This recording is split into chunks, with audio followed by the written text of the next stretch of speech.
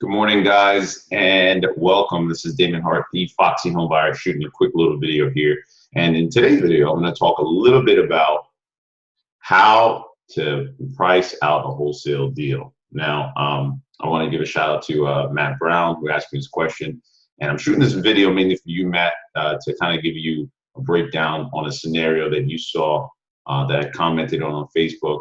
And essentially, you want to know how I arrived at the number. So here it is.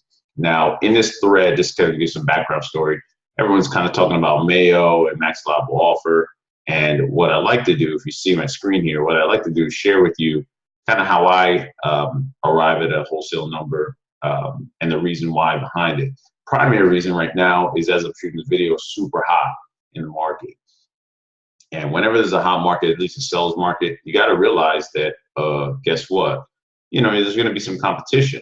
And people are working on thinner margins. So the days of, big, super hot, big, ridiculous margins on every deal, they're out there, but they're less because there's more people looking out there, to be quite frank. So what we do is we kind of just adjust our numbers a bit, and you can still make deals happen, still make good money, but maybe you're not getting the same, offers out as other people, which tend, in my opinion, to come in much less than what we put out, and we tend to get more deals as because of it. So here's what I'll show you. For example, if you look at here, what everybody's saying is pretty much your basic ARV and a MAO.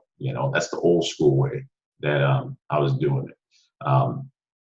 When I first started business, everyone was like, "Yeah, take ARV," which in this case is 150,000, and you take 70% of that. Okay.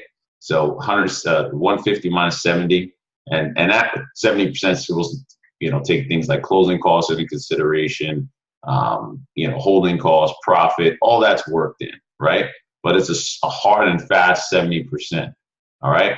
Now, what I'm gonna do is, on that scenario, I'm gonna then pull out whatever the repairs are, because they're saying that if you're wholesaling this deal, the buyer, the end buyer's profit is in that deal too, 20%.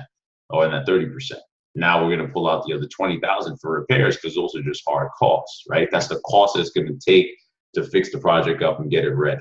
So 20,000. All right. Now then you would back out whatever you want to make on a wholesale fee. Okay. So standardly, I know there's a lot of different methods. Me personally, I don't even wake up. Like I don't want to hear about it unless it's at least $10,000. I'm at the stage. If I'm going to do a wholesale deal, if I'm not making 10, I'm not saying I won't do it. I'm just not as excited about it. I have to make at least 10. That's my bottom. Okay. So I would pull out 10 grand in this example, and then we're at 75 as an offer. Okay. Now that's kind of like your max allowable offer, your MAO. And then that's what typically folks will lead with. Sometimes they'll go out a little bit under from what I've seen in the past and what I've done in the past. You go in a little bit under, so that way you give a little bit of room for negotiation, that you can work yourself up. All makes sense. But here's why the MAO doesn't work in a competitive situation, in a hot market, in today's market. And what I call what we do is pretty much a Foxy method. Now, I didn't invent it; I just branded it, right? Like water. Nobody. Coca-Cola didn't invent Dasani. I just called the Foxy method, right? It's still water at the end of the day, Dasani. So what we did is actually, I want to give a shout out to my buddy, Patrick Riddell, who's probably the first person I saw actually do it this way. And it makes sense, so I started doing it. So what we did is we went to ARV, same numbers, and then we pull out 8%. Now, you might say, well, what's that 8% consist of? Well, it consists of primarily two costs that the rehabber or the end buyer is going to need, and that's 6% for real estate commissions, and that could be less, granted, but we factor on 6% because that's pretty much the standard practice in real estate. And then we're going to go 2% for carrying costs. Okay, so if someone's a cash buyer, they're going to have 6% to resell the property and 2% for carrying costs. Things like insurance, utilities, minuscule costs that kind of will all sum up to 2% of the purchase price. So that's why we would back out 8. So once we do that, we arrive at 138,000, as you can see here, right? And then what we do, similar to the MAO formula, is just pull out the 20% repair costs. Okay. Now, when you pull out the 20% repair costs, now you're in a position where you're at 118,000. Now it's time for you to say, okay, well, at 118, what does my buyer or my guy usually want to see? Okay. And traditionally, I mean, I'm here in various markets, but let's just use the Tampa market, for example, here in Florida. The standard practice is, look, if you can put in a certain amount of returns, let's say 20,000. If I put that amount of money in, I want to get that amount of money back out, right? Dollar for dollar. If I can get greater than that, awesome. But dollar for dollar, I want to be in. If I'm in at 120, if I'm in at 20,000, I want to get back out 20,000. So that's my standard number. Okay. So again, let's rehab a profit of 20,000. I pull that out. I'm at 98,000.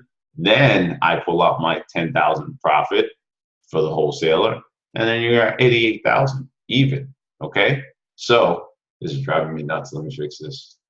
All those years of accounting, they don't look like that. It drives me crazy. So so with all that being said, now you're at $88,000. Okay. Now, what can you say difference between these two numbers? As you can see, the MAO is 75, and me, I'm at 88. Now, I'm gonna ask y'all the question. Okay, if we're in a side-by-side competitive situation, and your number is at 75, and mine's at 88, and not to mention, you're probably gonna start a little bit less than that number, and so will I. I'll probably start another, even 5 or 7 or maybe even 10,000, right? Because I know what your number is going to be if you're using the MAO method.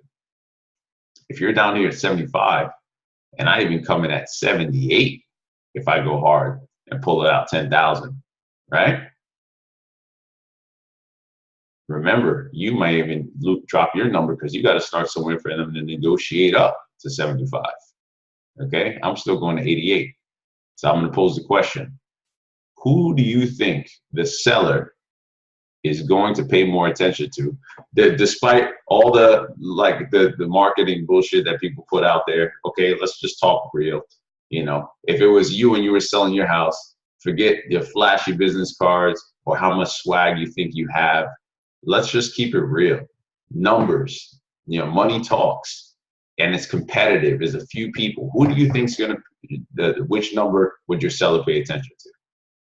Right? I can't hear you because it's a video, right? But I know the answer. They're gonna pay attention to me because no matter what, I'm paying more. If we're all doing the same thing, we're all offering them cash. We're all offering them to close fast. We're all offering them to pay their closing costs. It's the same deal. Not to mention, if you're a newer wholesaler and you're in my market and you're up against someone like myself, guess what? I'm showing them proof that I'm closing deals if we get down to it. I'm leaning on everything I can to make you look less credible so I can get the deal. So I'm showing them testimonials. I'm showing them recent deals closed. I'm having them call my title company. I'm having to do all of that. What are you doing? That's the question. So to give yourself a competitive edge, I would say you want to go with the Foxy method, because in a competitive situation, at the end of the day, this is still real estate and it's still business. And the person that can pay the most to these people that might be looking for a solution to help them get steady financially or get rid of a problem, they're going to go with the higher bid. Okay? So Foxy method versus MAO method, you be the judge. Tell me why what you think is the best method, and comment in the box below. And what I will do here is I'll actually take this information. I'll put it in the comment box as well. I'll save it in like a Google spreadsheet or something. Share it, have it, save it. It's yours. Go out there and use it, and and rock your business. All right. So if it's the first time on the channel, subscribe. I put out really cool stuff like this all the time. And thanks for Matt for suggesting it. You know, make some other suggestions in the comments. I'll put out some new videos just to cover that, and you know, you guys can enjoy it. So for now, guys, thanks for tuning in, and go out there and make some money. Don't listen to the BS that you're hearing from everybody talking about bandit signs and yellow letters. It's old. Stop it. Go out there, find some new marketing methods that really work, and get in touch with some sellers. Do this. Pick up the phone, talk to them. It's okay, and you'll be surprised how many deals you can get done by actually talking to people. All right. So with that piece of advice, I'm out of here. Again, thanks for tuning in. This is Damon Hart, the Foxy Home Buyer. Remember, and always to do what? That's right, everybody. Keep it foxy. See you guys.